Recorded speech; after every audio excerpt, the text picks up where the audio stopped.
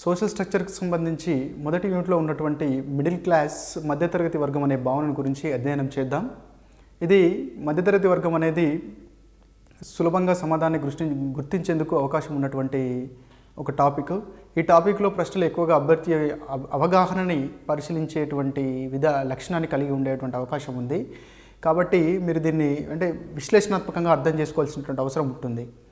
So మీరు ఈ విభాగం నుంచి ప్రశ్నలు కనుక మనం గమనించినట్టయితే మధ్యతరగతి అనే యొక్క లక్షణం ఏంటి, మధ్యతరగతికి మరియు కులానికి తేడా ఏంటి, సమాజంలో మధ్యతరగతులు ఉద్భవించినాయి అని మొదటగా అబ్జర్వ్ చేసిన వారెవరు, ప్రపంచంలో మధ్యతరగతులు అనేటువంటి మిడిల్ క్లాస్ అనేటువంటి పదాన్ని ప్రయోగించినది ఎవరు, భారతదేశంలో బ్రిటిష్ కాలంలో బ్రిటిష్ వారు చేపట్టిన చర్యల ఫలితంగా కులం అనేటువంటి వ్యవస్థ నుంచి, చేతి వృత్తులు అనేటువంటి వ్యవస్థ నుంచి బయటికి వచ్చి కులాలకు అతీతంగా, మతాలకు అతీతంగా, ప్రాంతాలకు అతీతంగా, వర్ణాలకు అతీతంగా నూతన ఆదాయ వర్గాలు ఏర్పడ్డాయి. సో అలాంటి ఆదాయ వర్గాల్ని మొట్టమొదటిసారిగా మధ్యతరగతి వర్గమని, భారతదేశంలో ఉద్భవించిన అలాంటి వర్గాల్ని మధ్యతరగతి వర్గం అని పిలిచినది ఎవరు, మధ్యతరగతి వర్గాన్ని 11 రకాలుగా వర్గీకరించింది ఎవరు, అసలు సమాజంలో ఉన్నటువంటి వ్యక్తుల్ని ఆదాయ వర్గాల పరంగా మొట్టమొదటిసారి వర్గీకరించినటువంటి వారు ఎవరు, మధ్యతరగతి యొక్క లక్షణం ఏంటి, అది క్లోజ్డ్ సమూహమా, ఓపెన్ సమూహమా, వాలంటరీ సమూహమా, ఇన్వాలంటరీ సమూహమా, వారి యొక్క ఇతర లక్షణాలు ఎలా ఉంటాయి, పవన్ వర్మ గారు చెప్పినటువంటి 6 రకాల మధ్యతరగతులకు ఉన్నటువంటి 6 రకాల విలువలు ఏంటి, భారతదేశం మధ్యతరగతుల మీద వచ్చినటువంటి పుస్తకాలు ముఖ్యంగా ఏమున్నాయి, మధ్యతరగతి వ్యక్తుల యొక్క సామాజిక లక్షణాలు, సాంస్కృతిక లక్షణాలు, ఆదాయ లక్షణాలు ఎలా ఉంటాయి, వారు ఎలాంటి సమస్యలతో సతమవుతూ ఉంటారు. సో ఇలాంటి ప్రశ్నలు వచ్చేటువంటి అవకాశం ఉంది. ఉదాహరణకి ఈ క్రింది వానిలో మధ్యతరగతి లక్షణం కానిదేది? ఏ, అధిక సామాజిక గతిశీలత ఉంటుంది. బి, మధ్యతరగతి అనేది సాధించిన అంతస్తు. సి, మధ్యతరగతి అనేది ఆపాదించినటువంటి అంతస్తు. డి, మధ్యతరగతి అనేది కులవృత్తులకు సంబంధించినటువంటి జీవన విధానం. సో ఇలాంటి పాయింట్ ఆఫ్ వ్యూలో మనకు క్వశ్చన్లు వస్తూ ఉంటాయి. కాబట్టి ఈ యొక్క మధ్యతరగతి అనేటువంటి కాన్సెప్ట్ని అవగాహన చేసుకుంటే సులభంగా మన ప్రశ్నలకి సమాధానం పెట్టవచ్చు. మీరు వినే ఉంటారు, ఎక్కువగా కమ్యూనిస్టులు ఉపయోగించేటువంటి పదం బూర్జువాలు అని వాడుతూ ఉంటారు. పెట్టుబడిదారులను ఉద్దేశించి బూర్జువాలు అనే పదం వాడుతూ ఉంటారు. సో ఇండస్ట్రియలైజేషన్ వచ్చిన తర్వాత ప్రపంచంలో మొట్టమొదటిసారిగా ఇండస్ట్రియలైజేషన్ అనేది యూరోప్ సమాజంలో స్టార్ట్ అయింది. ఇండస్ట్రియలైజేషన్ వచ్చిన తర్వాత యూరోప్ సమాజంలో సమాజంలో ఉన్నటువంటి వ్యక్తుల మధ్య ఆదాయాల్లో విపరీతమైనటువంటి తేడాలు వచ్చినాయి. అందులో భాగంగా సమాజంలో ఎక్కువ డబ్బున్న వాళ్ళు, సమాజంలో తక్కువ డబ్బున్న వాళ్ళు, అలాగే యూరోప్ దేశాల్లో ప్రభుత్వాలకి నూతన విధానాలను పాటించేటువంటి అవసరం ఏర్పడ్డది. ఆ క్రమంలో ఎక్కువ చదువుకున్నటువంటి వాళ్ళు, మేధావి వర్గము, తర్వాత డబ్బులు పెట్టేటువంటి అవకాశం ఉన్నటువంటి వాళ్ళు, అలాగే ప్రభుత్వ విధానాలను ముందడికి తీసుకెళ్ళడానికి, ప్రభుత్వ విధానాలని ప్రజల్లోకి తీసుకెళ్ళడానికి, ప్రభుత్వానికి మరియు శ్రామికులకు లేదా ప్రభుత్వానికి మరియు అట్టడుగు వర్గానికి మధ్యలో వారధిగా నిలవడానికి ఒక వర్గం అవసరం పడ్డది. ఆ వర్గాన్నే యూరోప్లో ఈ ఆదాయాలు అధికంగా ఉండి, నిమ్న వర్గాలతో పోల్చినప్పుడు ఆదాయాలు అధికంగా ఉండి, అటు ప్రభుత్వాలకి మరియు ప్రభుత్వం రూపొందించే విధానాలకి కింది స్థాయి వర్గ ప్రజలకి మధ్యవర్తిత్వం వహించేటువంటి ఆదాయ వర్గాలనే స్టీఫెన్సన్ అన్నతడు మధ్యతరగతి వర్గం అనేటువంటి భావనతో, మిడిల్ క్లాస్ అనేటువంటి భావనతో పిలవడం జరిగింది. కాబట్టి మిడిల్ క్లాస్ అనేటువంటి భావన యూరోప్లో పుట్టింది. దాన్ని మొదటిసారిగా వారిని మిడిల్ క్లాస్ అని స్టీఫెన్సన్ అన్నతడు పిలవడం జరిగింది. సో ముఖ్యంగా యూరోప్లో మధ్యతరగతి వర్గాన్ని బూజ్వాజీస్ జనరల్గా సాధారణంగా బూర్జువాలని మన ఇండియాలో అంటాము. కాకపోతే యూరోప్లో బూజ్వాజీస్ అనేటువంటి పదాన్ని ఉపయోగించి పిలవడం జరిగింది. ఇలా యూరోప్లో పారిశ్రామిక కాలంలో నూతనంగా ఆవిర్భవించినటువంటి బూజ్వాజీస్ ఇటు శ్రామికులకు లేదా నిమ్న స్థాయిలో ఉన్నటువంటి ప్రజలకి, అలాగే ప్రభుత్వాన్ని నడిపించేటువంటి ప్రభుత్వానికి మధ్యలో ఒక వర్గంగా తయారై వీళ్ళిద్దరి మధ్య కోఆర్డినేట్ చేసేటువంటి లక్షణాన్ని కలిగి ఉండేవారు. ప్రభుత్వం అయితే ఏం చేద్దాం అనుకుంటుందో ఆ విధానాన్ని వీరి ద్వారా ముందడికి తీసుకెళ్లేటువంటి వారనమాట. సో ఇక్కడ ఏమి అర్థం చేసుకోవాలి, మనకి మధ్యతరగతి వర్గం అనేది ఆదాయాన్ని ఆధారంగా చేసుకొని వచ్చింది. పారిశ్రామిక సమాజం రావడంతో మధ్యతరగతి వర్గం అనేది వచ్చింది. నిమ్న స్థాయి వర్గాలు, సమాజంలో ఆదాయం పరంగా కింది స్థాయిలో ఉన్నటువంటి వర్గాలని మేనేజ్ చేయడం కోసం ప్రభుత్వం వారిని ఉపయోగించింది. ఈ భావనను మనం స్థూలంగా అర్థం చేసుకోవాలంటే ప్రభుత్వ చేతిలో ఉన్నటువంటి విద్యాధికారులు, ఉన్నతమైన వృత్తులు పాటించేటువంటి మోడర్న్ వృత్తులు పాటించేటువంటి వారు, పెట్టుబడిదారులు, ఈ కోణంలో యూరోప్లో ఉద్భవించినటువంటి వాళ్ళని మధ్యతరగతులుగా స్టీఫెన్సన్ పిలవడం జరిగింది. స్టీఫెన్సన్ కంటే ముందే లింట్ అండ్ వార్నర్ అనేటువంటి శాస్త్రవేత్తలు origin of middle class in India అనేటువంటి పాయింట్ ఆఫ్ వ్యూలో మనం చూసే ముందు, దానికంటే ముందు the Indian middle class and their growth in modern times అనేటువంటి పుస్తకాన్ని వివి మిశ్రా గారు రాయడం జరిగింది. The Indian middle class and their growth in modern times. ఈ పుస్తకంలో వివి మిశ్రా గారు భారతదేశంలో 11 రకాల మధ్యతరగతులు ఉన్నాయని అభిప్రాయపడడం జరిగింది. అలాగే లింట్ అండ్ వార్నర్ అనేటువంటి శాస్త్రవేత్తలు the life of modern communities అనేటువంటి పుస్తకంలో పుస్తకంలో మధ్యతరగతుల్ని 3 రకాలుగా వర్గీకరించిండు. ఒకటి upper middle class, middle class, lower middle class. Upper క్లాస్లో middle upper class, upper class, lower upper class. అలాగే మిడిల్ క్లాస్లో lower middle class, middle class, upper middle class.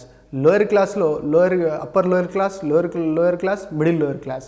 ఈ రకంగా మొట్టమొదటిసారిగా లింట్ అండ్ వార్నర్ అన్నతలు ఇద్దరు కలిసి వారు రాసినటువంటి పుస్తకంలో లైఫ్ ఆఫ్ మోడర్న్ కమ్యూనిటీస్ అనేటువంటి పుస్తకంలో సమాజంలో ఉన్నటువంటి వ్యక్తులు కులము వర్ణం ఆధారంగా కాకుండా వారి ఆదాయాల పరంగా సమాజం ఇలా 3 రకాలుగా వర్గీకరించబడింది. Upper class, middle class, lower class. మళ్ళీ అప్పర్ క్లాస్లో upper class, middle upper class, lower upper class. అలాగే మిడిల్ క్లాస్లో middle class, lower middle class, upper middle class. అలాగే లోయర్ క్లాస్లో upper lower class, middle lower class, lower class. ఇలా వర్గీకరించినారు. వీళ్ళు వర్గీకరించడానికి తీసుకున్నటువంటి అంశం ఏంటి? కులం కాదు, మతం కాదు, ప్రాంతం కాదు, జాతి కాదు, వర్ణం కాదు. ఒక ఆదాయం అంటే మధ్య రకమైనటువంటి ఆదాయం అంటే మరీ ఉన్నత స్థాయిలో కాకుండా మరీ నిమ్న స్థాయిలో కాకుండా పెట్టుబడిదారి లక్షణాన్ని కలిగి ఉండి అధికమైనటువంటి విద్యను కలిగి ఉండి ఎక్కువ అంటే శ్రమతో కూడుకున్నది కాకుండా నైపుణ్యంతో కూడుకున్నటువంటి నూతనంగా వచ్చినటువంటి వృత్తులను అంటే కులం ఆధారిత వృత్తులు కాకుండా నూతనంగా నేర్చుకున్నటువంటి నైపుణ్యాల ద్వారా వృత్తులు చేపట్టినటువంటి వాళ్ళని కలిపి ఉమ్మడిగా అలా పారిశ్రామికీకరణ సమయంలో ఉద్భవించినటువంటి వర్గాలని మిడిల్ క్లాస్ అని మనకి స్టీఫెన్సన్ గారు పేర్కొన్నారు. ఈ యొక్క ఆదాయాల ఆధారంగానే సమాజాన్ని లింట్ అండ్ వార్నర్ అయిన వాళ్ళు అప్పర్ క్లాస్ కానీ, మిడిల్ క్లాస్ కానీ, లోయర్ క్లాస్ కానీ వర్గీకరించినారు. ఇది అంటే మీరు గుర్తుపెట్టుకోవాల్సింది ఏంటంటే మిడిల్ క్లాస్ అనేటువంటి భావన మొదటగా యూరోప్లో స్టార్ట్ అయింది. స్టీఫెన్సన్ అనేటైనా వారిని మిడిల్ క్లాస్ అని పిలిచినాడు. దీనికి ఆధారం ఏంటంటే ఆదాయం, విద్య, ఆదాయం. ఈ రెండింటి ఆధారంగా వారిని మధ్యతరగతి వర్గాన్ని అంచనా వేయడం జరిగింది. అలాగే వారిని అక్కడ బూర్జువాజీస్, యూరోప్లో మధ్యతరగతి వర్గాన్ని బూర్జువాజీస్ అనేటువంటి భావనతో పిలిచేటువంటి వారు. మన ఇండియాకు వచ్చినట్టయితే ఇండియాలో బ్రిటిష్ వారు వచ్చేంత వరకు జజ్మాని సిస్టమ్ నిరాటంకంగా కొనసాగింది. అంటే ఇక్కడ జజ్మాని సిస్టంలో ఉత్పత్తి అంటే భూస్వాములు భూమిని కలిగి ఉండేవారు. వారికి సేవలు అందించేటువంటి కులాలు ఉండేవి. వారిని ప్రజా లేదా కామిన్ అనేవారు. వీరు తమ కులాల ఆధారంగా వారి యొక్క కుల వృత్తులను పాటించేవారు. విద్య చదువుకుని గుమస్తా అవ్వడం, లేకపోతే చదువుకొని డాక్టర్ అవ్వడం, చదువుకుని ఒక లెక్చరర్ అవ్వడం, ఇలాంటి కాన్సెప్ట్ కాకుండా ఏ క్యాస్ట్లో జన్మిస్తే ఆ క్యాస్ట్ని పాటించేటువంటి ఆచారం వచ్చింది. అలా గ్రామాలు స్వయం స్వావలంబత్వంతో కూడి ఉండేవి. ఎప్పుడు జజ్మాని వ్యవస్థ భారతదేశంలో ఉన్నప్పుడు అప్పుడు ప్రతి గ్రామం స్వయం పోషకంగా ఉండేది. ఇది బాగానే ఉంది. కానీ దీనికి మరో కోణం ఆలోచించినట్టయితే భూస్వాములు ఎప్పుడు భూస్వాములుగానే ఉన్నారు. అంటే ఆర్థిక సంపదలు అధికంగా ఉన్న వాళ్ళు ఎప్పుడు ఆర్థిక సేవలను పొందే కులాలుగానే ఉన్నారు. ఇక్కడ సేవలు అందించే కులాలుగానే ఉన్నారు. తరతరాలుగా అలాగనే ఉన్నారు. అయితే బ్రిటిష్ వారు వచ్చిన తర్వాత భారతదేశ సామాజిక నిర్మాణంలో చాలా మార్పులు జరిగినాయి. ఒకటి ఏంటంటే ఇక్కడ ఇండస్ట్రీలు స్థాపించినారు వాళ్ళు. అలాగే బ్రిటిష్ వాళ్ళు భారతదేశాన్ని పరిపాలించేటువంటి క్రమంలో బ్రిటిష్ వారి యొక్క సంస్కృతి విలువలు ఆంగ్ల విద్య ప్రవేశపెట్టడానికి మెకాలే ఆంగ్ల విద్యా విధానాన్ని తీసుకొచ్చాడు. బ్రిటిష్ వారికి తమ పరిపాలనలో అండదండగా ఉండేందుకోసమై భారతదేశంలో వారికి ఉద్యోగులు అవసరం పడ్డారు. అందుకోసం బ్రిటిష్ వారికి అనుకూలమైనటువంటి ఉద్యోగులను తయారు చేయడం కోసం మెకాలా విద్యా విధానం ప్రవేశపెట్టారు. మెకాలా విద్యా విధానం యొక్క లక్షణం ఏంటి? మెకాలా విద్యా విధానం యొక్క ఫిలాసఫీ ఏంటంటే మెకాలా విద్యా విధానం ఎలా అంటే భారతీయులు శారీరకంగా భారతీయులైనా మానసికంగా బ్రిటిష్ వారుగా ఆలోచించే రకంగా మన విద్యా విధానం ఉండాలనే లక్ష్యంతో మెకాలా విద్యా విధానాన్ని ప్రవేశపెట్టినారు.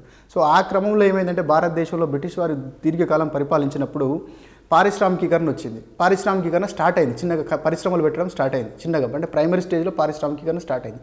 పరిశ్రమలు పెట్టినప్పుడు ఏమైంది? పరిశ్రమల్లో పనిచేయడానికి వాళ్ళకి వర్క్ ఫోర్స్ అవసరమైంది. ఆ లేబర్ ఎక్కడి నుంచి తీసుకొచ్చినారు? భారతదేశంలో ఉండే వాళ్ళే లేబర్గా కావాలి. ఎందుకంటే ఇంగ్లాండ్ నుంచి తీసుకొచ్చి ఇక్కడ పని చేయించలేరు. వాళ్ళ దగ్గర అంతమంది మనుషులు కూడా లేరు, జనాభా కూడా లేదు. కాబట్టి భారతదేశంలో బ్రిటిష్ వారు పరిశ్రమలు స్థాపించడం వల్ల ఆ పరిశ్రమలో పనిచేయడానికి లేబర్ అవసరం పడ్డాడు, గుమస్తా అవసరం పడ్డాడు, సూపర్వైజర్ అవసరం పడ్డాడు. సో వీళ్ళందరూ ఏమైంది? ఇది కులం ఆధారంగా కాకుండా నైపుణ్యం ఆధారంగా, విద్య ఆధారంగా వాళ్ళందరూ జజ్మాని వ్యవస్థ నుంచి బయటకు వచ్చి అంటే కుల వృత్తుల నుంచి బయటకు వచ్చి ఇండస్ట్రీలో పనిచేయడం మొదలుపెట్టినారు. సో ఈ రకంగా కుల వృత్తులతో సంబంధం లేకుండా, కులంతో సంబంధం లేకుండా, వర్ణంతో సంబంధం లేకుండా, ప్రాంతంతో సంబంధం లేకుండా భారతదేశంలో బ్రిటిష్ వారు చేపట్టినటువంటి ఈ కార్యక్రమాల వల్ల, పారిశ్రామికీకరణ వల్ల, విద్య వల్ల, అలాగే స్వతంత్రం వచ్చిన తర్వాత భూ సంస్కరణల వల్ల, భూదానోద్యమం వల్ల ఏమైందంటే కుల వృత్తులు వదిలేసి ఒక ఆదాయంనే ఆధారంగా ఇచ్చేటువంటి వృత్తులే చేసుకోవడం జరిగింది. సో ఇలా భారతదేశంలో ఆధునిక విద్యను నేర్చుకొని, వేరే దేశాలకు విద్యను నేర్చుకొని, నూతన విలువలు సంపాదించుకొని, కులంతో సంబంధం లేకుండా ఏర్పడ్డటువంటి ఒక వర్గాన్నే మధ్యతరగతి, భారతదేశంలో మధ్యతరగతి వర్గం అని చెప్పేసి అరవింద్ ఘోష్ అనేటువంటి బెంగాల్కు చెందినటువంటి జాతీయవాది అరవింద్ ఘోష్ ఇలా బ్రిటిష్ పరిపాలన కాలంలో భారతదేశంలో ఆవిర్భవించినటువంటి నూతన సామాజిక వర్గం, కులానికి సంబంధం లేదు, మతానికి సంబంధం లేదు, ప్రాంతానికి సంబంధం లేదు, కేవలం ఆదాయాల ఆధారంగా, నాలెడ్జ్ ఆధారంగా, స్కిల్ ఆధారంగా ఏర్పడినటువంటి వర్గాన్ని మధ్యతరగతి వర్గం అని అరవింద్ ఘోష్ గారు పిలిచినారు. ప్రపంచవ్యాప్తంగా స్టీవెన్సన్ ఆ పదాన్ని ఉపయోగిస్తే భారతదేశ సమాజాన్ని ఉద్దేశించి మాత్రం అరవింద్ ఘోష్ గారు ఆ పదాన్ని ఉపయోగించడం జరిగింది. అంటే భారతదేశంలో ఇలా పురాతన కాలంలో లేనటువంటి పారిశ్రామిక వర్గం, మధ్యతరగతి వర్గం ఎందుకు భారతదేశంలో ఎప్పుడు స్టార్ట్ అయిందంటే క్వశ్చన్ పడవచ్చు. భారతదేశంలో మధ్యతరగతి వర్గం అనే భావన ఎప్పుడు ఉద్భవించింది? బ్రిటిష్ వారి పరిపాలన కాలంలో. ఎందుకు ఆవిర్భవించిందంటే బ్రిటిష్ వారు భారతీయులు పరిపాలించాలి కాబట్టి వాళ్ళకి అవసరమైనటువంటి అధికార గణాన్ని తయారు చేసుకున్నారు. వాళ్ళు ఒక మధ్యతరగతి వర్గం. బ్రిటిష్ వారు పరిశ్రమలు స్థాపించి పరిశ్రమలో పనిచేయడానికి కుల వృత్తులతో సంబంధం లేని వ్యక్తుల్ని అభివృద్ధి చేసుకున్నారు. వారు ఒక పారిశ్రామిక వర్గం. సో ఇలా మధ్యతరగతి వర్గం భారతదేశంలో స్టార్ట్ అవ్వగానే జడ్జిమాని సిస్టమ్ తగ్గిపోయింది. ఇక్కడ మధ్యతరగతి వర్గం అనేటువంటి కాన్సెప్ట్ బాగా పెరిగిపోయింది. సో ఇలా బ్రిటిష్ వారి కాలంలో పరిపాలనేటువంటి మధ్యతరగతి వర్గం తర్వాత అంటే మొట్టమొదటిసారి దీన్ని మనం అర్థం చేసుకోవచ్చు. మొట్టమొదటిసారిగా భారతదేశంలో మధ్యతరగతి వర్గం ఏ రంగంలో ఏర్పడింది? పారిశ్రామిక రంగంలో ఏర్పడింది. పరిశ్రమలు పెట్టినారు, వృత్తులు వదిలేసి కులంతో సంబంధం లేనటువంటి వర్గం తయారైంది, ఆదాయంతో సంబంధం ఉన్నవి, అదే పారిశ్రామిక మధ్యతరగతి వర్గం. తర్వాత పారిశ్రామిక మధ్యతరగతి వర్గం భారతదేశంలో ఉద్భవించిన తర్వాత హరిత విప్లవం తర్వాత వ్యవసాయ రంగంలో మధ్యతరగతి వర్గం తయారైంది. వ్యవసాయ రంగంలో హరిత విప్లవం వచ్చిన తర్వాత అంటే భూమిలో అంటే సాంద్రత వ్యవసాయం చేసినప్పుడు అత్యధిక పంటలు తీసుకోవడం వల్ల దానివల్ల ఆదాయాలు పెరిగేసి మధ్యతరగతి వర్గం వచ్చింది. భూ సంస్కరణల వల్ల కూడా వ్యవసాయ రంగంలో మధ్యతరగతి వర్గం వచ్చింది. అంటే కులానికి సంబంధం లేకుండా భూమి లేని వాళ్ళకి భూమి చేయడం జరిగింది. అలాంటప్పుడు నిమ్న కులాల వాళ్ళు కూడా, నిమ్న కులాలుగా భావింపబడుతున్న వాళ్ళు కూడా ఏం చేసింది? వాళ్ళ యొక్క వృత్తులను వదిలేసి వ్యవసాయం చేసుకోవడం మొదలుపెట్టిన అలా వ్యవసాయ రంగంలో మధ్యతరగతి వర్గం వచ్చింది. వ్యవసాయ రంగంలో మధ్యతరగతి వర్గం అత్యధికంగా పంజాబ్, హర్యానా అంటే ఎక్కడైతే హరిత విప్లవం బాగా సక్సెస్ అయిందో అక్కడ మధ్యతరగతి వర్గం ఏర్పడింది. దక్షిణ భారతదేశంలో లింగాయతులు, మన ఆంధ్రప్రదేశ్లో తీసుకుంటే కమ్మ, రెడ్డి, కాపు వీళ్ళందరూ కూడా మధ్యతరగతి వర్గంగా ఎదగడానికి వ్యవసాయ రంగం బాగా దోహదపడింది. సో ఇలా బ్రిటిష్ వారి కాలంలో పారిశ్రామిక ఫలితంగా, విద్య ఫలితంగా, ఇలాంటి సామాజిక నిర్మాణంలో వచ్చినటువంటి మార్పుల ఫలితంగా కులం అనేటువంటి కాన్సెప్ట్తో సంబంధం లేకుండా, మతం అనేటువంటి కాన్సెప్ట్తో సంబంధం లేకుండా ఏర్పడినటువంటి మధ్యతరగతి వర్గం యొక్క లక్షణాలు ఏంటి? ఆ లక్షణాల మీద మనకు క్వశ్చన్స్ పడేటువంటి అవకాశం ఉంది. మధ్యతరగతి వర్గం లక్షణాలు మనం కులం యొక్క లక్షణాలతో కంపేర్ చేసుకొని మనం ఈజీగా అవగాహన చేసుకోవచ్చు. కులం అనేది విశ్వవ్యాప్తమైంది కాదు, కులం అనేది భారతదేశానికి మాత్రమే సంబంధమైంది. అలాగే మధ్యతరగతి వర్గం అనేది మాత్రం విశ్వవ్యాప్తమైంది. ప్రతి దేశంలో కూడా మధ్యతరగతి వర్గం ఉంది. అలా యూరోప్లో మొదలు స్టార్ట్ అయింది, మన ఇండియాలో తర్వాత స్టార్ట్ అయింది. ఇప్పుడు అన్ని రకాల దేశాల్లో మధ్యతరగతి వర్గం అనేది స్టార్ట్ అయింది. కులం అనేది ఒక క్లోజ్డ్ గ్రూప్. కుల సభ్యత్వం అందరికీ రాదు. ఆ కులంలో జన్మించిన వారికి మాత్రమే కుల సభ్యం అవుతుంది. కానీ మధ్యతరగతి వర్గంలో సభ్యత్వం అన్ని కులాల వాళ్ళకు ఉంటుంది. దానికి కులం అనేది ప్రాతిపదిక కాదు. కులం అనేది ప్రాతిపదిక కాదు. ఎవరు ఇప్పుడు ఫర్ ఎగ్జాంపుల్ పవన్ కే వర్మ గారు ఏం చెప్పినారు? 20,000 నుంచి భారతదేశంలో పవన్ కే వర్మ అనేటువంటి శాస్త్రవేత్త మధ్యతరగతుల మీద చాలా పరిశోధన నిర్వహించినారు. అతని యొక్క అభిప్రాయంలో 20,000 నుంచి ₹1,00,000 ఆదాయం, నెలకి 20,000 నుంచి ₹1,00,000 ఆదాయం ఉన్నటువంటి ప్రతి వ్యక్తి మధ్యతరగతి వ్యక్తే. అంటే ఇక్కడ క్రైటీరియా ఏం తీసుకున్నాము? ఇన్కమ్ లెవెల్స్ తీసుకున్నాము. అంటే ఇక్కడ వర్ణంతో కానీ కులంతో కానీ సంబంధం లేదు. అంటే 20,000 పైన 20,000 నుంచి ₹1,00,000 మధ్య సంపాదించే వాళ్ళందరూ కూడా మధ్యతరగతి వర్గంగా పవన్ వర్మ గారు అభిప్రాయపడినారు.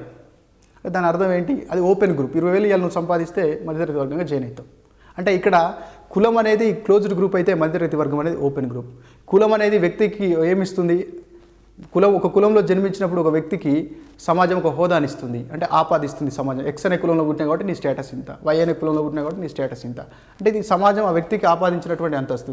కానీ మధ్యతరగతి వర్గం ఎలాంటి అంతస్తు ఇస్తుంది వ్యక్తికి?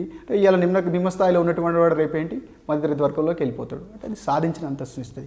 కులంలో సామాజిక గతిశీలతకు అవకాశం అసలు అవకాశమే లేదు. ఒక కులంలో జన్మించినప్పుడు ఆ కులపరమైన వృత్తిని, ఆ కుల ఆచారాన్ని పాటిస్తున్నప్పుడు ఏమంటే సామాజిక గతిశీలతకి అవకాశం చాలా తక్కువగా ఉంటుంది. సో అలాంటప్పుడు అదే మధ్యతరగతి వర్గంలో సామాజిక గతిశీలకు అధికంగా అవకాశం ఉండేటువంటి ఛాన్స్ ఉంటుంది. సో కాబట్టి ఇలా ఈ కులం అనేటువంటి కాన్సెప్ట్ని మధ్యతరగతి వర్గం అనే కాన్సెప్ట్ని చూసుకున్నప్పుడు కులం అనేది కేవలం రిస్ట్రిక్టెడ్ కాన్సెప్ట్, అంటే మన భారతదేశానికి సంబంధించిన కాన్సెప్ట్. మధ్యతరగతి వర్గం ప్రపంచం మొత్తానికి సంబంధించిన కాన్సెప్ట్. క్యాస్ట్లో మెంబర్షిప్ అనేది ఓపెన్ టు అంటే అందరికీ సంబంధించినది కాదు, అది వారసత్వంగా వచ్చింది. కానీ మధ్యతరగతి వర్గంలో సభ్యత్వం అనేది మనం సంపాదించుకుని ఇలా మొత్తం అగ్రికల్చర్ లేబర్గా ఉన్నాడు, రేపు పొద్దున కొంచెం ల్యాండ్ కొనుక్కొని మధ్యతరగతి వర్గంగా మారచ్చు. సో ఇది మనం సాధించుకున్నటువంటి అంతస్తుగా మనం చెప్పచ్చు. అలాగే మధ్యతరగతి వర్గం అంటే డెవలప్మెంటల్ థింకింగ్ తోటి, ఒక సెక్యులర్ థింకింగ్ తోటి, ఇప్పుడు ఆదాయము ఖర్చులు అనేటువంటి భావనలతోటి.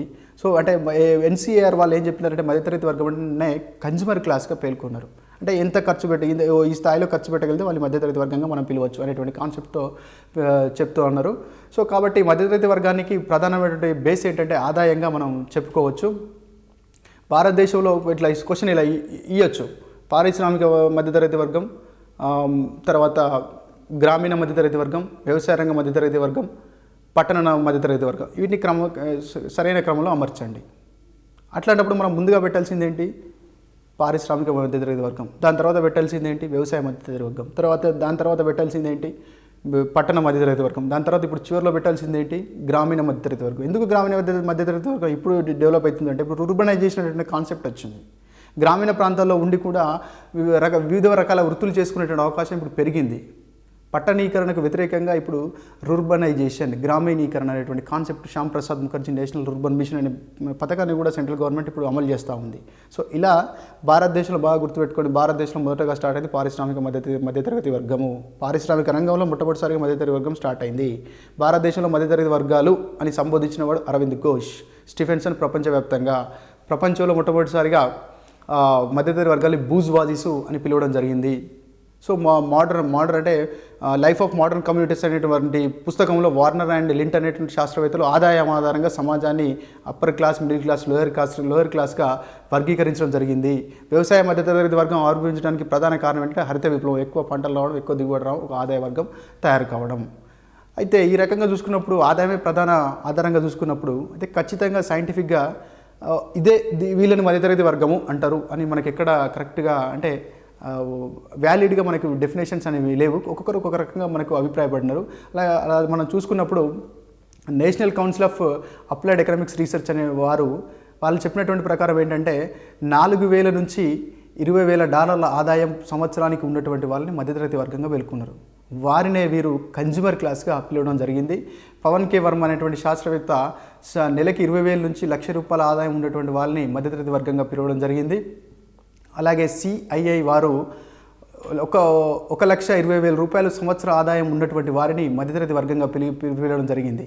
సో ఈ లక్షణాలతో కూడినటువంటి మధ్యతరగతి వర్గం భారతదేశంలో సుమారుగా CNN, IBN వారి లెక్కల ప్రకారం 20% ప్రజలు భారతదేశంలో మధ్యతరగతి వర్గాలుగా ఉన్నారు. అలాగే ప్రపంచంలో ఉన్నటువంటి మధ్యతరగతి వర్గాల్లో 3% మధ్యతరగతి వర్గాలు భారతదేశంలో ఉన్నారు.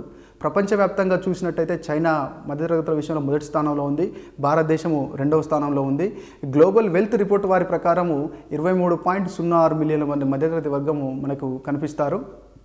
సో ఇలా భారతదేశంలో ఈ బ్రిటిష్ కాలంలో ఉద్భవించినటువంటి మధ్యతరగతి వర్గాన్ని రీసెంట్గా the Indian middle class and their growth in modern times అనేటువంటి పుస్తకంలో ప్రొఫెసర్ వివి మిశ్రా గారు వారిని 11 రకాలుగా వర్గీకరించడం జరిగింది. చదువుకున్న మేధావులు, పారిశ్రామిక మధ్యతరగతి వర్గాలు, పట్టణ మధ్యతరగతి వర్గాలు, గ్రామీణ మధ్యతరగతి వర్గాలు, వ్యవసాయ మధ్యతరగతి వర్గాలు, వ్యాపార మధ్యతరగతి వర్గాలు, అధికార మధ్యతరగతి వర్గాలు, వృత్తిపరమైన మధ్యతరగతి వర్గాలు, కళారంగానికి సంబంధించినటువంటి మధ్యతరగతి వర్గాలు, లాయర్లు, ఇలా 11 రకాలుగా భారతదేశంలో మధ్యతరగతి వర్గాల్ని మిశ్రా గారు వర్గీకరించడం జరిగింది. ఇక్కడ మీరు గుర్తుపెట్టుకోవాల్సిందంటే ఇక్కడ రావాల్సినటువంటి క్వశ్చన్స్ ఏంటంటే భారతదేశంలో నూతనంగా ఆవిర్భవించినటువంటి వారిని మధ్యతరగతి వర్గాలుగా పిలిచింది ఎవరు? అరవింద్ ఘోష్. ఎవరి కాలంలో భారతదేశంలో మధ్యతరగతి వర్గాలు ఉద్భవించినాయి? బ్రిటిష్ వారి పరిపాలన కాలం వల్ల వాళ్ళు పెట్టినటువంటి ఎడ్యుకేషను, వాళ్ళు ఇచ్చినటువంటి ఆంగ్ల విద్య, వాళ్ళు చేసినటువంటి పరిశ్రమలు, మరియు వారు ఒక అధికార గణాన్ని సృష్టించుకోవాలి కాబట్టి అధికార గణాన్ని సృష్టించుకున్నారు. ఆ విలువలు వ్యక్తుల్లో పెంపొందించి ఎలాంటి విలువలు కలిగి ఉంటాయి? పవన్ కే వర్మ 6 విలువలు చెప్పినాడు. అంటే వీళ్ళకు ఉద్యమతత్వం ఉండడం, సో కులం మన అలౌకిక తత్వాన్ని కలిగి ఉండడం, అంటే దైనందిన సమస్యలు అంటే ఎగ్జాంపుల్ ధరల పెరుగుదల, ద్రవ్యోల్బణం, సామాజిక శాంతి, ఇలాంటి సమస్యలు, ఇలాంటి విలువలు, ఇలాంటి ఆచరణలతో కూడినటువంటి అంటే ఇలాంటి థింకింగ్, ఇలాంటి అటిట్యూడ్, ఇలాంటి వ్యవహారాలతో తలములుకైనటువంటి వర్గాన్ని మధ్యతరగతి వర్గంగా మనం భావించవచ్చు. సో సింపుల్గా క్వశ్చన్ని చూసిన తర్వాత దాని యొక్క లక్షణం, ఇది కులానికి వ్యతిరేకం, అది కులం క్లోజ్డ్ గ్రూప్ అయితే ఇది ఓపెన్ గ్రూప్, అది ఆపాదిత అంతస్తు అయితే ఇది సాధించిన అంతస్తు. అక్కడ లిమిటెడ్ నంబర్, అంటే కులం అనేది లిమిటెడ్ అంటే నంబర్ అనేది కులంలో లిమిటెడ్గా ఉంటుంది, అంటే వారసత్వంగా వచ్చిన వాళ్ళే అందులో ఉంటారు. కానీ మిడిల్ క్లాస్లో నంబర్ ఎంతైనా ఉండొచ్చు, ఇంకా పెరగచ్చు. ఆదాయ మార్గాలు పెరిగినప్పుడు అంటే ఒక ₹1,00,000 ఇన్కమ్, 20,000 నుంచి ₹1,00,000 ఇన్కమ్ ఉన్న వాళ్ళందరూ మిడిల్ క్లాస్ అని మనం అనుకుంటే రేపు పొద్దున ఇంకా పెరగచ్చు. భారతదేశంలో గ్రోత్ రేట్ ఎక్కువైపోయి ఆ సంపద అందరికీ సమానంగా పంచబడి వాళ్ళు ఇంకా పెరగచ్చు. సో ఈ రకంగా మధ్యతరగతి వర్గాన్ని ఆన్సర్ చేసుకోవాలి. దీనికి సంబంధించి మీరు గుర్తుపెట్టుకోవాల్సిన అంశాలు, స్టీఫెన్సన్ ఫస్ట్ టైం పిలిచిన ఆయన, పవన్ కే వర్మ 6 విలువలు చెప్పినాడు. భారతదేశంలో 11 రకాల మధ్యతరగతి విలువలు ఉన్నాయని చెప్పింది వివి మిశ్రా గారు. అరవింద్ ఘోష్ మొట్టమొదటిసారిగా భారతదేశంలో మధ్యతరగతి వర్గాలు అని చెప్పినాడు. వారన్ అండ్ లింట్ మొదటిసారిగా ప్రపంచంలో ప్రజల్ని, సమాజాన్ని, ప్రపంచంలో ఉన్నటువంటి సమాజాన్ని ఆదాయం పరంగా upper class, middle class, lower class అని వర్గీకరించడం జరిగింది. సోషల్ ఎక్స్క్లూజన్ అండ్ సోషల్ ఇన్ఈక్వాలిటీకి సంబంధించిన అభ్యసనం చేద్దాం. ముఖ్యంగా ఈ విభాగం నుంచి ప్రశ్నలు కాన్సెప్ట్ బేస్డ్గా వచ్చేటువంటి అవకాశం ఉంటుంది. ఇందులో సోషల్ ఎక్స్క్లూజన్ అంటే ఏంటి, సోషల్ ఇన్ఈక్వాలిటీస్ అంటే ఏంటి, వాటికి గల కారణాలు ఏంటి, సోషల్ ఎక్స్క్లూజన్ స్వభావం ఎలా ఉంటుంది, దాని ఇంపాక్ట్ సొసైటీ మీద, వివిధ వర్గాల మీద ఎలా ఉంటుంది, ముఖ్యంగా సోషల్ ఎక్స్క్లూజన్కి, సోషల్ ఇన్ఈక్వాలిటీకి గురవుతున్న వర్గాలు ఏంటి, ఎన్ని రకాల సోషల్ ఎక్స్క్లూజన్స్ ఉన్నాయి, వ్యక్తి స్థాయి నుంచి, సమాజ స్థాయి నుంచి, సాంస్కృతిక స్థాయి నుంచి. అలాగే ఈ క్రింది వానిలో సోషల్ ఎక్స్క్లూజన్ యొక్క ప్రభావాన్ని తెలపండి. ఈ క్రింది వానిలో సోషల్ ఇన్ఈక్వాలిటీ రూపం కానిదేది, ఈ క్రింది వానిలో సోషల్ ఎక్స్క్లూజన్కు ఎక్కువగా గురవుతూ, భారతీయ సమాజంలో ఈ క్రింది వానిలో ఎక్కువగా సామాజిక పరాధీనతకు లేదా సోషల్ ఎక్స్క్లూజన్కు లేదా సామాజిక వెలికి గురవుతున్న వారిని గుర్తించండి. సో ఇలాంటి ప్రశ్నలు కాన్సెప్ట్ బేస్డ్ ప్రశ్నలు వచ్చేటువంటి అవకాశం ఉంటుంది. సో కాబట్టి దీన్ని మనం బాగా అవగాహన చేసుకున్నట్టయితే సులభంగా సమాధానాన్ని గుర్తించవచ్చు. బేసిక్గా సమాజం అనేది విభిన్నతతో కూడి ఉంటుంది. ప్రపంచంలో ఏ సమాజమైనా, భారతీయ సమాజమైనా, పాశ్చాత్య సమాజమైనా, సమాజంలో సోషల్ డిఫరెన్షియేషన్స్ ఉంటాయి. సోషల్ ఇన్ఈక్వాలిటీ అనేది విశ్వవ్యాప్తమైనటువంటి భావన. మనం దీన్ని ఎలా అర్థం చేసుకోవాలంటే, సమాజంలో ఉమ్మడిగా కొంతమంది వ్యక్తులకు మిగతా వ్యక్తులతో పోల్చి చూసినప్పుడు ఆదాయంలో, అధికారంలో, భాగస్వామ్యంలో, సాంస్కృతికంగా, వనరుల వినియోగంలో, ఇలా అన్ని రకాల అవకాశాలలో సమానత్వం అందరికీ ఉండకపోవడం. ఎందుకు ఉండట్లేదు అంటే కొన్ని చారిత్రక కారణాలు, భౌగోళిక కారణాలు, మనం పెట్టుకున్నటువంటి కుల వ్యవస్థ, తర్వాత ఈ లింగ భేదాలు. సో ఇలాంటి కారణాల వల్ల ఏమవుతుందంటే సమాజంలో కొన్ని వర్గాలకి సమూహంగా కొన్ని హక్కులను డినై చేయడం వల్ల, కొన్ని అవకాశాలను డినై చేయడం వల్ల వాళ్ళు అసమానతలకు లోనైలు. ఇలా సమాజంలో ఉమ్మడిగా గోచరించేటువంటి అసమానతల్ని మనం సామాజిక అసమానతలుగా అర్థం చేసుకోవచ్చు. అయితే ఈ సామాజిక అసమానతల్ని, అంటే సమాజంలో ఓవరాల్గా ఉండేటువంటి అసమానతల్ని రూసో గారు 2 రకాలుగా క్లాసిఫై చేసిండు. అందులో ఒకటి ప్రకృతి సిద్ధంగా ఏర్పడేటువంటి అసమానతలు, రెండవది మనకు మనంగా ఈ సమాజం నిర్మించుకున్నటువంటి ఆచారాలు, కట్టుబాట్లు, సాంప్రదాయాలు, వ్యవహారాలు, ఈ తర్వాత ఈ ప్రభుత్వ విధానాలు, అలాగే ఆర్థిక విధానాల వల్ల మనది మనం అంటే ప్రకృతి సిద్ధంగా ఏర్పడినవి కాకుండా మన సామాజిక వ్యవహారాల వల్ల ఏర్పడినటువంటి అసమానతలు సామాజిక అసమానతలు. బేసిక్గా గుర్తుపెట్టుకోండి, రూసో గారు 2 రకాలుగా చెప్పినాడు. ఒకటి ప్రకృతి సిద్ధ అసమానతలు, 2 మానవుడు సృష్టించుకున్నటువంటి అసమానతలు. ప్రకృతి సిద్ధమైన అసమానతలకి మనం ఎగ్జాంపుల్ కనుక చూసుకున్నట్టయితే లింగ భేదము అంటే దీన్ని అర్థం చేసుకోవాలి ఏంటంటే, లింగ భేదము వేరు, లింగపరమైన స్థరీకరణ వేరు. అంటే ప్రకృతి సిద్ధంగా మగవాళ్ళకి కొన్ని పనులు ఉంటాయి, అలాగే ప్రకృతి సిద్ధంగా ఆడవాళ్ళకి కొన్ని లాక్టేషన్ లాంటి పనులు ఉంటాయి. దీన్ని మనం ప్రకృతి సిద్ధమైన విభజనగా పేర్కొంటాం. అలా కాకుండా ఇది మగవాళ్ళు చేసే పని, ఇది ఆడవాళ్ళు చేసే పని, మగవాళ్ళు ఇలా ఉండాలి, ఆడవాళ్ళు ఇలా ఉండాలి, ఇది సోషల్ కన్స్ట్రక్ట్. దీన్నే మనం జెండర్ అంటాం.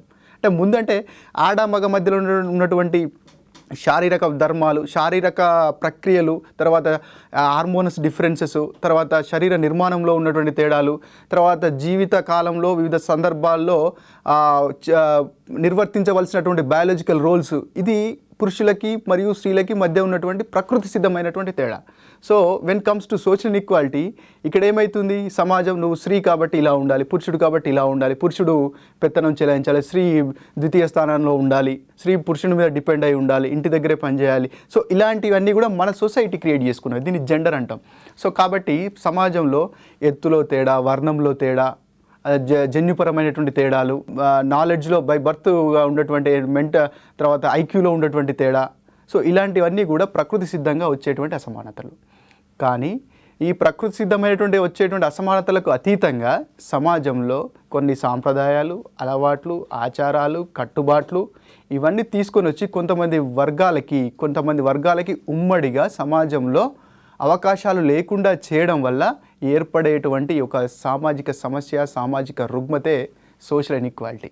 సింపుల్గా చెప్పాలనుకుంటే సమాజంలో, మన ఇండియన్ సమాజంలో సోషల్ ఇన్ఈక్వాలిటీస్కి సంబంధించి చూసినట్టయితే దళితులు, బలహీన వర్గాలు, ఓబీసీలు, కొద్ది ప్రాంతాల్లో మైనారిటీలు, స్త్రీలు, డిజబుల్ పర్సన్స్, గ్రామీణ ప్రాంతాల వారు, అగ్రికల్చర్ సెక్టార్లో ఉన్నటువంటి వాళ్ళు, ఈ తర్వాత అనార్గనైజ్డ్ సెక్టార్లో పనిచేసేటువంటి లేబర్స్, వీళ్ళందరికీ కూడా ఏంటంటే సమాజంలో కులపరమైనటువంటి కట్టుబాట్లు, ఆచరణల వల్ల అసమానతలకు గురైన వారు దళితులు, ఓబీసీలు. సో లింగపరమైనటువంటి పాత్రలు, లింగపరమైనటువంటి ఐడియల్స్, సో ఇలాంటివన్నీ జెండర్ బేస్డ్గా సొసైటీ కన్స్ట్రక్ట్ చేసింది కాబట్టి స్త్రీలు అసమానతకు గురైనరు. అలాగే డిజబుల్ పర్సన్స్కి అవకాశాలు సరిగా రాక వాళ్ళు అసమానతకు గురైనరు. ఎల్జీబీటీ కమ్యూనిటీ లాంటి వాళ్ళు ఏంటి, వాళ్ళకి ఎల్జీబీటీ వాళ్ళ మీద ఒక రకమైన అటిట్యూడ్ ఉంటుంది సమాజానికి. ఎల్జీబీటీ కమ్యూనిటీ అంటే lesbians, gays, transgenders, bisexuals. So వాళ్ళకి ఉద్యోగాలు ఇవ్వకపోవడం, వాళ్ళని చీదరించుకోవడం, హేళన చేయడం, అంటే వాళ్ళకి అవకాశాలు దొరకకపోవడం వల్ల కొన్ని విచక్షణకు గురి కావడం వల్ల అసమానతకు లోనైన. సో కాబట్టి ఈ సామాజిక అసమానతలు ప్రపంచవ్యాప్తంగా ఉంటాయి. కాకపోతే ఒక్కొక్క సమాజంలో ఒక్కొక్క రకంగా ఉంటాయి. కానీ లింగపరమైన అసమానత మాత్రం అన్ని అభివృద్ధి చెందిన దేశాల్లో, అభివృద్ధి చెందుతున్న దేశాల్లో, వెనుకబడ్డ దేశాల్లో కూడా ఉంది. అందుకే ఇయాన్ రాబర్ట్సన్ అంటాడు, ప్రపంచ సమాజం మొట్టమొదటిసారిగా లింగపరమైన విభేదీకరణ చెందింది. స్త్రీ మరియు పురుషుడు అనేది ప్రకృతి సిద్ధంగా వేరువేరు లక్షణాలు కలిగి ఉంటారు, ప్రకృతి సిద్ధంగా వేరువేరు ధర్మాలు నిర్వర్తించాలి. కానీ సమాజం ఏం చేసింది, నువ్వు స్త్రీ కాబట్టి ఈ పనులు, నువ్వు పురుషుడు కాబట్టి ఈ పనులు. ఈ స్థరీకరణ, కుల స్థరీకరణ కంటే, జాతిపరమైన స్థరీకరణ కంటే, వర్గపరమైన స్థరీకరణ కంటే మొట్టమొదటిసారిగా లింగపరమైన స్థరీకరణ వచ్చిందని చెప్తాడు ఇయాన్ రాబర్ట్సన్. సో ఇలా మనకి స్థూలంగా చూసుకున్నట్టయితే సమాజానికి సంబంధించినటువంటి సంపద, అధికారము, హోదా, గౌరవం, సమాజంలో ఉత్పత్తి అవుతున్నటువంటి వనరులు, సమాజంలో ఉత్పత్తి ప్రక్రియలో ఉత్పత్తి అయినటువంటి అది జాతీయ ఆదాయమే కావచ్చు, ఉత్పత్తులే కావచ్చు, అంతిమ వస్తువులే కావచ్చు, అందరికీ సమానంగా పంపిణీ కాలేకపోయేటువంటి పరిస్థితినే సామాజిక అసమానతలు అంటాం. గుర్తుపెట్టుకోండి.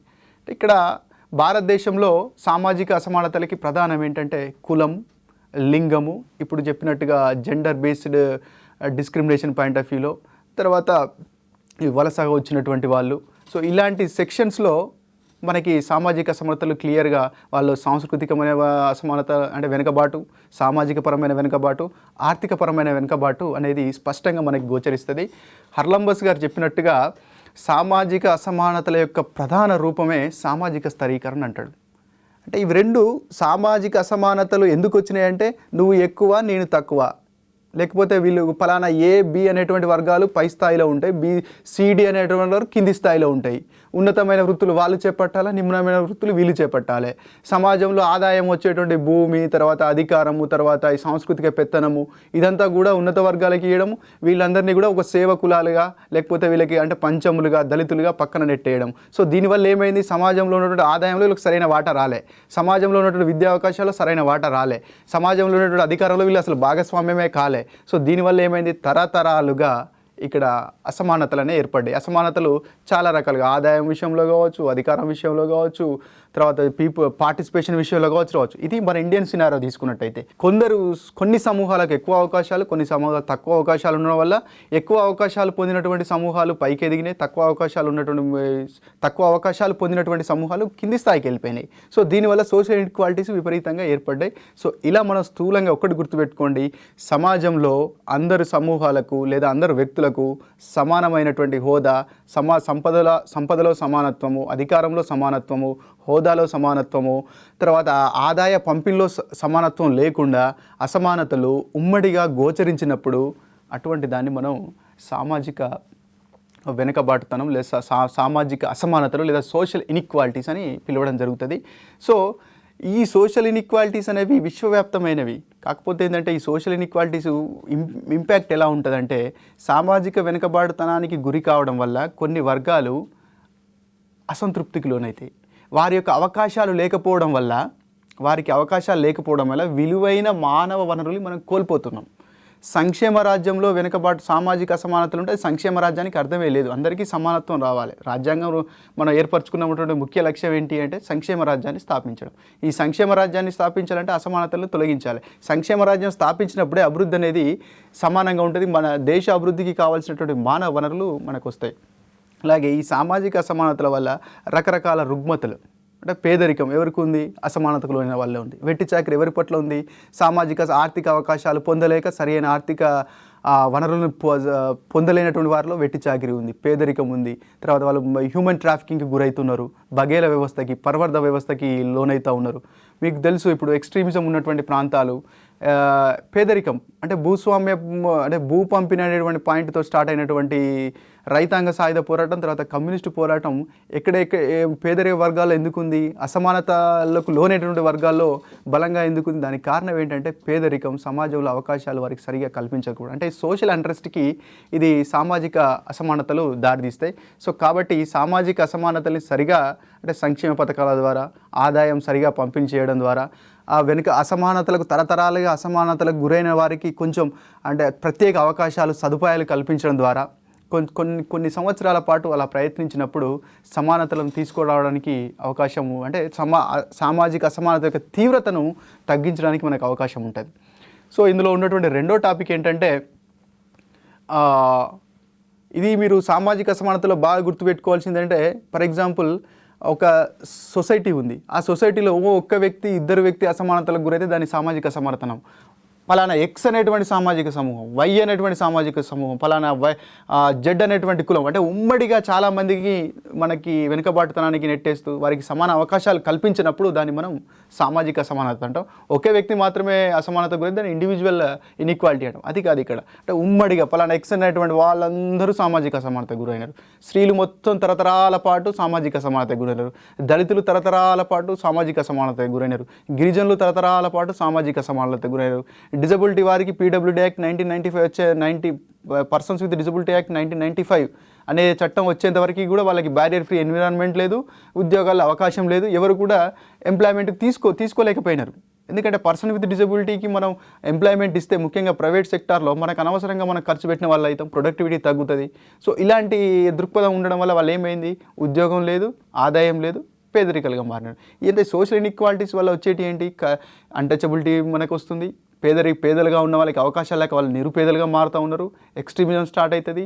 సోషల్ ఇన్ఈక్వాలిటీ వస్తుంది. ఈ సమాజంలో ద్వితీయ స్థానం స్త్రీలకు ఉన్నాడు. స్త్రీలకు ఆర్థికపరమైన సమానత్వం లేకపోవడం వల్ల పురుషుని మీద డిపెండ్ అవుతుంది. పురుషుని మీద డిపెండ్ కావడం వల్ల వైలెన్స్ ఎక్కువైతుంది. సో ఇలాంటి కారణాలు, ఇలాంటి కాన్సిక్వెన్సెస్ సొసైటీలో సోషల్ ఇన్ఈక్వాలిటీస్ వల్ల రావడం జరుగుతుంది. ఇందులో ఉన్నటువంటి నెక్స్ట్ టాపిక్ సోషల్ ఎక్స్క్లూజన్. అంటే పక్కన పెట్టడం, అంటే ఎక్స్క్లూజివ్గా మనం చూస్తాం షాపులో ఎక్స్క్లూజివ్ ఆఫర్స్ అంటే ప్రత్యేకంగా అప్పుడు మాత్రమే ఉంటాయి. సో కారణం ఏంటంటే జనరల్గా కాకుండా ప్రత్యేక వర్గాలు. ఏంటి ప్రత్యేక వర్గాలు? వారికి ఏమైనా స్పెషల్గా ఏమైనా ప్రొవిజన్స్ ఉన్నాయా? లేకపోతే వారికి ఏమైనా స్పెషల్గా గౌరవం ఉన్నదా? లేదు. వాళ్ళని ఎక్స్క్లూడ్ చేసినాం అంటే పక్కన పెట్టేసినాం. ఎక్కడి నుంచి పక్కన పెట్టేసినాం? సోషల్ ఎక్స్క్లూజన్ అంటే నీ పర్సనల్ రిలేషన్ అని కాకుండా మొత్తం సమాజం యొక్క కార్యకలాపాల నుంచి దూరం పెట్టినాం. సమాజం అనేది ఏ ఒక్కరిది కాదు, అందరి సొత్తు. నీరు, చెరువు ఉంది, అది అందరికి సంబంధించింది. పార్క్ ఉంది, అందరికి సంబంధించింది. దేవాలయం ఉంది, అందరికి సంబంధించింది. సమాజంలో ఉద్యోగాలు ఉన్నాయి, అందరికి సంబంధించినవి. సమాజంలో విద్యా సంస్థలు ఉన్నాయి, అందరికి సంబంధించినవి. సమాజానికి సంబంధించినటువంటి రకరకాల వృత్తులు ఉన్నాయి, ఎవరైనా చేపట్టవచ్చు, అందరికి సంబంధించింది. కానీ కొన్ని వర్గాల వారిని కొన్ని కారణాల చేత సామాజిక ప్రక్రియలో పాల్గొనకుండా పక్కకు నెట్టేసినాం. ఫర్ ఎగ్జాంపుల్ జెండర్, లింగం, స్త్రీలను కొన్ని సందర్భాల్లో కల్చరల్ యాక్టివిటీస్కి దూరంగా పెట్టడం, ఉద్యోగాలు మీకు అవసరం లేని పెట్టడం, డిజబుల్స్కి ఉద్యోగ అవకాశాలు లేకుండా పక్కన పెట్టడం, ఎల్జీబీటీ కమ్యూనిటీ ఇంతకుముందు చెప్పినట్టుగా lesbians, gays, transgenders and bisexuals వీళ్ళ మీద ఒక రకమైనటువంటి మనకు స్టిగ్మా, డిస్క్రిమినేషన్ చూపెట్టి వీళ్ళకి ఉద్యోగాల అవకాశం ఇవ్వకపోవడం, లేకపోతే ఒక ఇల్లు రెంట్కి ఇవ్వాలంటే కూడా పలానా ఎల్జీబీటీ కమ్యూనిటీ వ్యక్తి కాబట్టి నీకు ఇల్లు రెంట్కి ఇవ్వాలని చెప్పడం. సో ఇలాంటి కారణాల వల్ల ఏంటంటే సాంస్కృతిక సమాజంలో కొనసాగుతున్నటువంటి రకరకాల ఇంటరాక్షన్స్, రకరకాల పరస్పర చర్యల్లో భాగం కానియకపోవడం. అది సాంస్కృతిక పరంగా భాగం కానియకపోవడం, ఆర్థిక పరంగా భాగం కానియకపోవడం, సామాజిక వనరులను ఉపయోగించుకోనియకపోవడం, సమాజంలో అందరు నివసిస్తున్న ప్రదేశాల్లో కాకుండా పక్కన నిలబెట్టి పక్కన అంటే వెలివాడల సంస్కృతిని పక్కన నెట్టేయడం, నివాసంలో కూడా భాగం కానియకపోవడం. అంటే అందరు నివసించే ప్రదేశంలో నివసించకుండా పక్కన నివసించాలని, ఈ రోడ్డు మీదకి రాకూడదని, ఈ టెంపుల్స్లోకి రాకూడదని, నువ్వు స్కూల్కి రాకూడదని. సో ఇలా సమాజంలో ఉన్నటువంటి రకరకాల ప్రక్రియల నుంచి వ్యక్తుల్ని ఈ సామాజిక ప్రక్రియల నుంచి దూరం చేసి చూసేటువంటి ఒక దుస్సాంప్రదాయాన్ని, ఒక సామాజిక రుగ్మతనే మనం సోషల్ ఎక్స్క్లూజన్ అంటాం. ఈ సోషల్ ఎక్స్క్లూజన్ని సింపుల్గా సింగిల్ లైన్లో అర్థం చేసుకోవాలంటే ఒక్కటే స్టేట్మెంటు: ప్రధాన జీవన స్రవంతికి కొన్ని వర్గాలని ఉద్దేశపూర్వకంగా దూరం పెట్టడం. ప్రధాన జీవన స్రవంతి అంటే ఏమొస్తుంది? మనిషి ఒక్కడు జీవించలేడు, సంఘజీవి అని చెప్పినాం, అరిస్టాటిల్ చెప్పినట్టుగా సంఘజీవి. సో అంటే మనుషులకు మధ్య ఇంటరాక్షన్స్ ఉంటే ఒకరి అవసరాలు ఇంకోటి తీర్చుకుంటారు. కానీ ఇక్కడ ఏంటంటే వీరు అస్పృశ్యులని, అంటరాని వారని, స్త్రీలని, ఎల్జీబీటీ కమ్యూనిటీకి సంబంధించిన వారని, హెచ్ఐవి ఎయిడ్స్ వచ్చిన వారని, నీకు లెప్రసీ వచ్చిందని, సో నువ్వు నొమాడిక్ ట్రైబ్ అని, నువ్వు నేర స్వభావం ఉన్నటువంటి తెగవని. సో ఇలాంటి కొన్ని చారిత్రక మరియు సాంస్కృతిక కారణాలతోటి జనాలను చూసినాం. మొన్నటి వరకు కూడా స్త్రీలను టెంపుల్లోకి రానివ్వకపోవడం. So it's a kind of cultural exclusion. స్త్రీలు అయినంత మాత్రాన టెంపుల్కి రావద్దు. అంటే హిందూ సమాజంలో సాంస్కృతిక పరమైనటువంటి కొన్ని టెంపుల్స్లో ఆ సాంప్రదాయం ఇప్పటికీ పాటిస్తూ ఉన్నారు. సో సాంస్కృతిక పరంగా వాళ్ళని పక్కకు నెట్టేయడం. సో నువ్వు పలానా క్యాస్ట్ వాడివి కాబట్టి నువ్వు ఈ వృత్తి మనం చూస్తూ ఉంటాం పేపర్లో అప్పుడప్పుడు. గ్రామాల్లో మనకి ఈ మధ్యాహ్న భోజన పథకం కింద మనకి కొన్ని సందర్భాల్లో దళితులు ఎక్కడైతే వండి పెడుతున్నారో వాళ్ళని కొన్ని అక్కడక్కడ మేము భోజనం అప్పర్ క్యాస్ట్కి సంబంధించినటువంటి కొందరు ప్రజలు వాళ్ళ పిల్లలు ఆ స్కూల్కి వెళ్ళినప్పుడు మేము ఈ భోజనం చేయం, ఇంటి దగ్గరే భోజనం చేస్తామని, లేకపోతే ట్రైబ్స్కు దళిత్స్కి సంబంధించిన వాళ్ళ భోజనం వండి పెట్టేటువంటి కార్యక్రమం వాళ్ళకి అందకుండా చేయడం. సో ఇలాంటి కార్యక్రమాలు మనకు జరుగుతూ ఉన్నాయి. సో ఇలా ఉద్దేశపూర్వకంగా సమాజంలో ఉన్నటువంటి కొన్ని వర్గాలని పూర్తిగా పక్కన పెట్టడం, అవకాశాలు లేకుండా చేయడం, సామాజిక ప్రక్రియలో భాగం లేకుండా చేయడం, వనరులు వినియోగించకుండా చేయడం, సమాజంలో అందరు నివసించే దగ్గర నివసించకుండా పక్కన పెట్టడం, ఆ వృత్తులు ఫలానా వృత్తి మాత్రమే చేయాలను, ఇది మాత్రమే చేయాలను, చర్మకారుడిగా ఉండాలి. సో ఇలాంటి ఎడబాటుకు పక్కకు నెట్టేయడాన్ని, ఎలినేట్ చేయడాన్ని మనం సామాజిక పరాధీనత లేదా సామాజిక వైనమ్యత లేదా సామాజిక వెలి లేదా సోషల్ ఎక్స్క్లూజన్. నువ్వు ఒక వ్యక్తితో మాట్లాడట్లేదంటే అది నీ పర్సనల్. కానీ ఇక్కడ ఉమ్మడిగా కొంతమంది వ్యక్తులు సమాజంలో ఒక సెక్షను ఇంకొక సెక్షన్ని మొత్తం ఎక్స్క్లూడ్ చేస్తూ ఉంది. సో ఈ సామాజిక వెలికి కారణాలు ఏంటి? మన భారతదేశంలో మళ్ళీ క్యాస్ట్ సిస్టమ్ అంటే జనాలు ఇట్లా సమాజంలో కొంతమంది వర్గాలు ఈ సోషల్ అంటే సమాజం నుంచి ఎక్స్క్లూడ్ చేయడం వల్ల వాళ్ళకి అవకాశాలు రాక అసమానతకు లోనైన్లు, ఈ వెనుకబాటుకు గురైన్లు, నిరక్షరాస్యతకు గురైన్లు, అవగాహన లోపానికి గురైన్లు, వాళ్ళ హక్కులకు భంగం కలుగుతుంది, వాళ్ళ మీద దాడులు జరుగుతూ ఉన్నాయి. తర్వాత వాళ్ళ పోషకాహార లోపాలు తీవ్రంగా ఉన్నాయి, వాళ్ళ తీవ్రమైనటువంటి పేదరికం ఉంది. తరాలుగా 1976 వెట్టి చాకరీ చట్టం వచ్చేంత వరకు, 1975 వెట్టి చాకరీ ఆర్డినెన్స్ వచ్చేంత వరకు, అలాగే SITA చట్టం, ITPA చట్టం వచ్చేంత వరకు, బాల కార్మిక వ్యవస్థ నిర్మూలన 1986 చట్టం వచ్చేంత వరకు కూడా వాళ్ళు వాళ్ళని సొసైటీ నుంచి ఎక్స్క్లూడ్ చేసి సమాజంలో అవకాశాలు కలగకుండా చేయడం వల్ల వాళ్ళ అసమానతలకు లోనే, పేదరికానికి లోనే ఇలాంటి కార్యక్రమాలు, అనైతిక కార్యక్రమాల్లోకి బలవంతంగా నెట్టివేయబడడం, బాల కార్మికులుగా మారడం, విద్యకు దూరంగా ఉండడం, పోషకాహార సమస్యలతో బాధపడడం, విపరీతమైనటువంటి అంటరానితనానికి లోనవ్వడం. సో ఇలాంటి పదాలను, ఇలాంటి కాన్సిక్వెన్సెస్ని వాళ్ళు తరతరాలుగా ఎదుర్కొన్నారు. సో మనకి సంఘ సంస్కర్తలు రాజ్యాంగపరంగా, చట్టపరంగా, లీగల్ పరంగా కొన్ని చట్టాలు తీసుకొని వచ్చి ఆ సోషల్ ఎక్స్క్లూజన్ని, సోషల్ ఇన్ఈక్వాలిటీస్ని, ఈ సోషల్ ఎక్స్క్లూజన్కి ఆధారమైనటువంటి అన్టచబిలిటీ, తర్వాత gender based discrimination, disability based discrimination, LGBT based డిస్క్రిమినేషన్ని తొలగించేటువంటి ప్రయత్నాలు చేస్తున్నాం. ఆయా చట్టాల ప్రకారం వాళ్ళకి హక్కులు కూడా కల్పించడం. ఆ చట్టాలు ఏందో చూద్దాం. సో దానికంటే ముందు ఈ సోషల్ స్ట్రాటిఫికేషన్కి వల్ల ఏమవుతుందంటే కొందరు ప్రజలు ఈ మార్జినలైజ్ అవుతున్నారు, సమాజం నుంచి పక్కకు నెట్టబడుతున్నారు, తీవ్రమైన పావర్టీకి లోనవుతున్నారు. సో ఈ ఇది రకరకాల రూపాల్లో ఉంటాయి సోషల్ ఎక్స్క్లూజన్ అనేది. For example individual point of వ్యూలో మనం ఆలోచించినట్టయితే ఒక వ్యక్తి ఎల్జీబీటీ కమ్యూనిటీకి సంబంధించిన వ్యక్తి ఉన్నాడు, లెస్బియన్ కావచ్చు, గే కావచ్చు, ట్రాన్స్జెండర్ కావచ్చు, బైసెక్సువల్ కావచ్చు. సో అతడికి రూమ్ దొరకదు రెంట్కు తీసుకుందామంటే. అలాగే ఒక డిజబుల్ పర్సన్ ఉన్నాడు, ఆయనకి ఉద్యోగం కష్టమవుతుంది, ఆయనకు ఉండేటువంటి ఉద్యోగ అవకాశాలే తక్కువ, ఎందుకంటే లోకోమోటార్ డిజబుల్ ఉన్నాడు. ఆయన కొన్ని రకాల ఉద్యోగాలకి ఆయన చేయలేడు.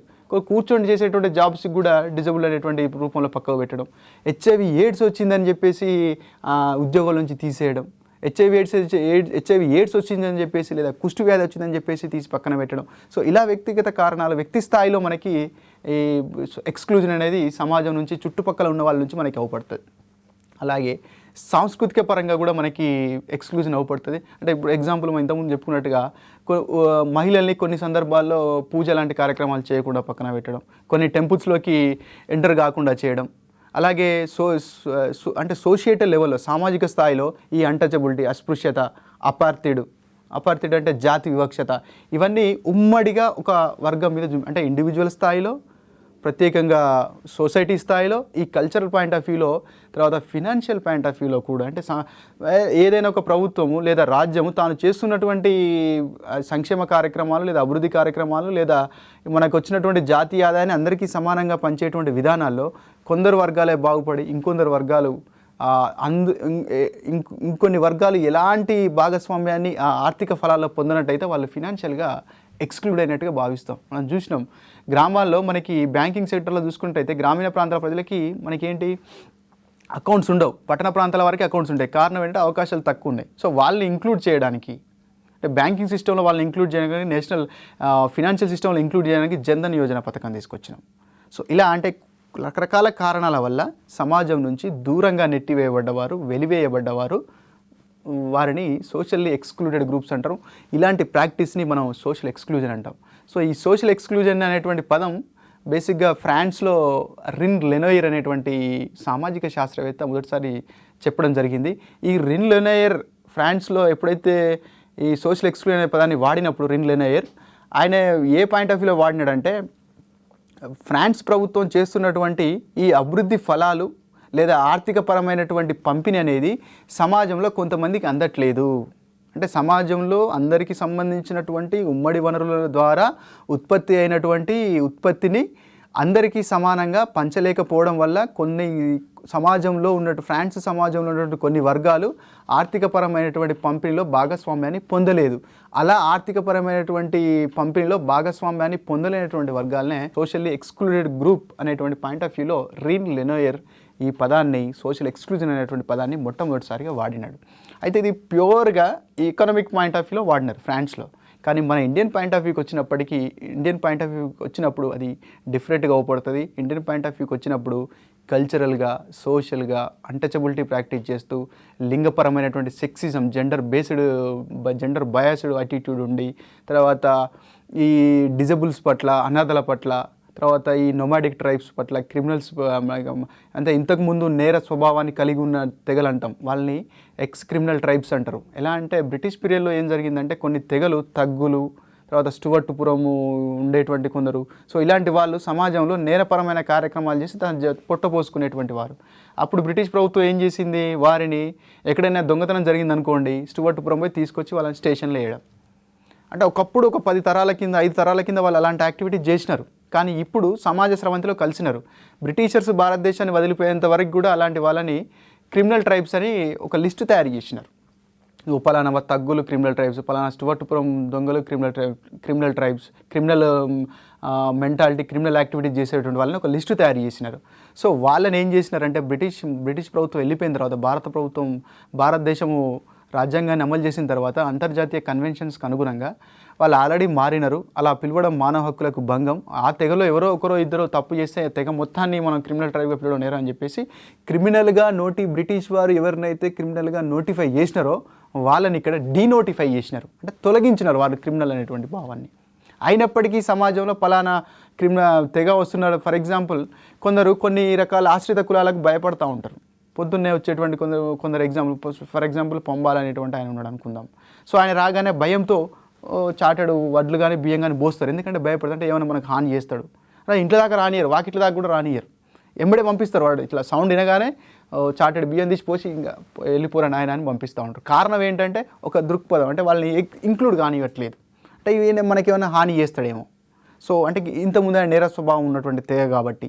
సో ఈ రకంగా క్రిమినల్ ట్రైబ్స్, నొమాడిక్ స్వభావం ఉన్నటువంటి వాళ్ళు, ఎల్జీబీటీ, డిజబిలిటీ, ఉమెన్, సో ఇలా రకరకాలుగా మన భారతదేశంలో ఈ క్యాస్ట్ బేస్డ్, ఈ తర్వాత అన్టచబిలిటీ, తర్వాత ఉమెన్ని కల్చరల్గా డిప్రెస్ చేస్తూ సామాజిక కార్యక్రమాలకు దూరం పెట్టడం, ఉమెన్ని ఆర్థికపరమైన కార్యక్రమాలకు దూరం పెట్టడం, నీకు ఉద్యోగం అవసరం లేదు, men for field, women for kitchen అనేటువంటి కాన్సెప్ట్, తర్వాత డిజబిలిటీకి నీకు ఉద్యోగం ఎందుకు అనేటువంటి పాయింట్ ఆఫ్ వ్యూలో, అలాగే ఉమెన్కి వారసత్వ హక్కులు లేకుండా పక్కన పెట్టడం, కొన్ని వృత్తులు ఎక్స్క్లూజివ్గా మెన్కే పెట్టడం, ఉమెన్కి ఇవ్వకపోవడం.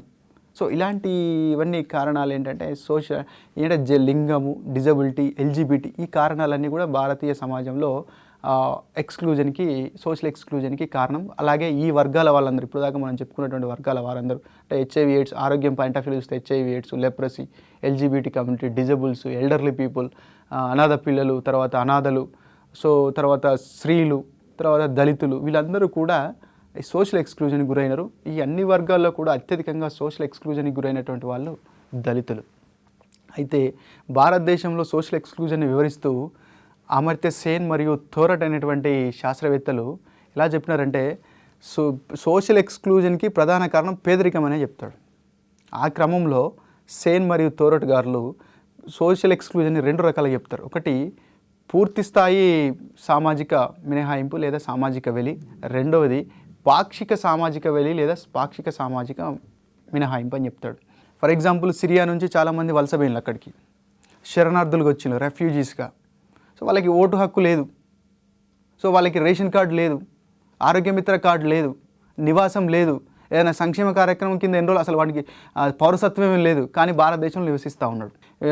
అంటే ఈ వలసల వల్ల, తర్వాత పేదరికం వల్ల, శరణార్థిగా ఉండడం వల్ల, సో వీళ్ళకి ఏంటంటే బేసిక్గా ఒక పౌరుడు, భారతీయ పౌరసత్వం అనేదే లేదు. అంటే సోషల్గా కనీసం ఒక ఐడెంటిటీ కూడా లేకుండా సమాజంలో ఉన్నటువంటి వారిని పూర్తి స్థాయిగా సామాజిక మినహాయింపుకు లోనైన వారిగా పేర్కొనడం జరిగింది. అలాగే పాక్షికమైనటువంటి మినహాయింపుకు గురైన వాళ్ళు, పార్షియల్గా సోషల్ ఎక్స్క్లూజన్కి గురైన వాళ్ళు ఎవరంటే, ఈ సామాజిక అసమానత వల్ల, కుల వ్యవస్థ వల్ల, లింగపరమైనటువంటి భేదాల వల్ల, వయస్సుపరమైనటువంటి భేదాల వల్ల, తర్వాత ఉత్పత్తి సామర్థ్యం క్షీణించడం వల్ల వృద్ధులని ఎక్స్క్లూడ్ చేయడం, తర్వాత డిజబుల్స్ని, మెంటల్ రిటార్డెడ్ పర్సన్స్ని పట్టించుకోకుండా, అంటే ఇంకా వాళ్ళు అంతే, ఒక వ్యక్తి మెంటల్ రిటార్డ్ అయితే ఇంకా వాడంతే, వాడికి చదువు రాదు, వాడి జీవితాంతం అంతే ఉండాల్సింది అనేటువంటి దృక్పథం. సో తర్వాత ఎల్జిబిటీ కమ్యూనిటీని, ప్రాస్టిట్యూట్స్ని, సో ఇలాంటి అనైతిక ప్రవర్తన ఉన్న వాళ్ళు, తర్వాత ఈ సామాజిక దుశ్చర్యలు, సామాజిక రుగ్మతల వల్ల వెనుకబడినటువంటి కులాలు, తెగలు, వీళ్ళందరూ అంటే ఈ సోషల్ ఇన్ఈక్వాలిటీస్ వల్ల వచ్చినటువంటి సోషల్ ఎక్స్క్లూజన్ పాక్షికమైనటువంటి సోషల్ ఎక్స్క్లూజన్గా చెప్పినాడు. కనీసం పూర్తిగా అసలు పౌరసత్వమే లేకుండా దొంగతనంగా చాటుగా బతికి తలదాచుకునేటువంటి శరణార్థులు, వీళ్ళందరూ కూడా పూర్తి స్థాయి సామాజిక మినహాయింపుకు లోనైనట్టుగా థోరట్ మరియు అమర్త్య సేన్లు అభిప్రాయపడడం జరిగింది.